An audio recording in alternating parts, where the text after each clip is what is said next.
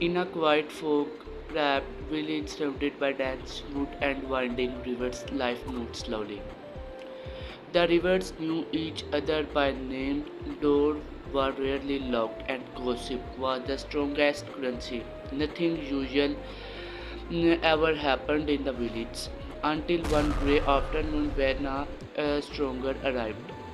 He came afoot, walking calm down and muddy path that led from the forest. His long dark coat was dusted with dirt and a wind-brimmed hat shielded most of his face. He carried a worn leather bag that looked far heavier than he let know. The few villagers who saw him pass exchanged glances. He did not look up, he did not speak. He walked straight to the end. Um,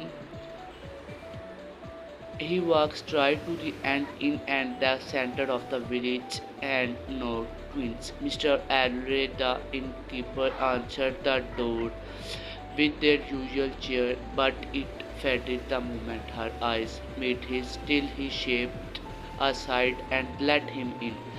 He handed her a few old gold coins and payment. Strange coins no one had seen before. He gold was gold. For the rest, for that days, the man kept to himself. He took his dinner alone in the far corner and the dining room. He never removed his fat. He had never spoke more than a few words. But what was truly strange was what happened after his arrival. The village dogs, known for their silence and calm nature, began to bark wildly that night. He howled for hours, facing the wood like that sensed be something lurking.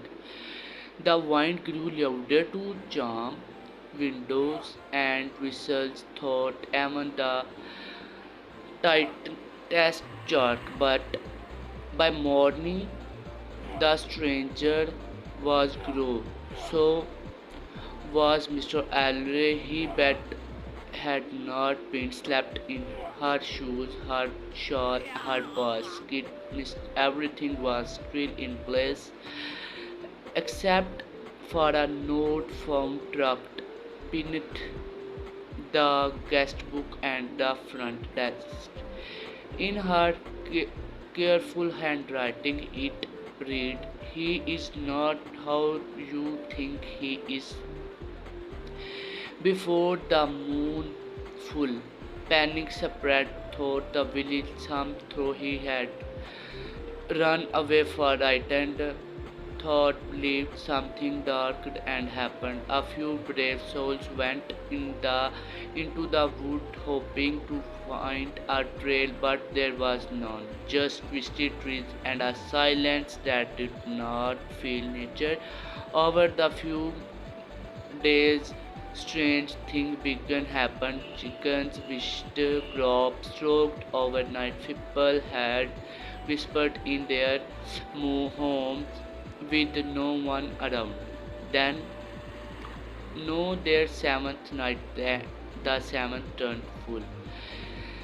That was, they say, him again just past midnight. A farmer named Jonas spoke the figure in the dense never the edge of the wood.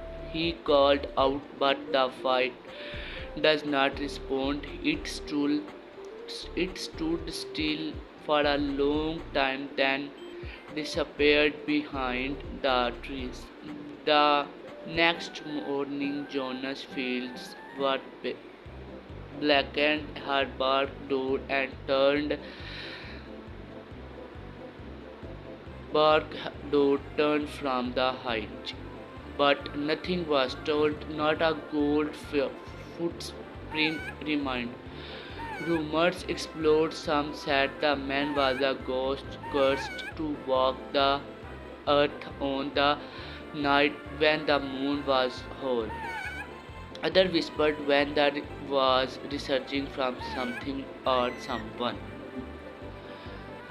But old Mr. Griston, the oldest woman in the village, said nothing for days until one after she called the town people to the club and told them the truth. Year ago, long before most of them were born, the village had excited of a man who practiced dark magic.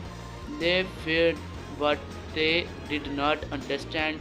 They burned him, his books, and cast him out in the forest.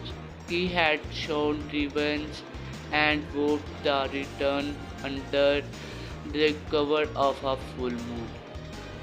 Most believe it was just a myth, but know that we're not be sure. Since that night, a stranger has returned him every full moon. He does not speak, he does not steal, but strange things always follow, and no one has seen Mr. Alvarez since. Some believe she was taken, others say she chose to follow him.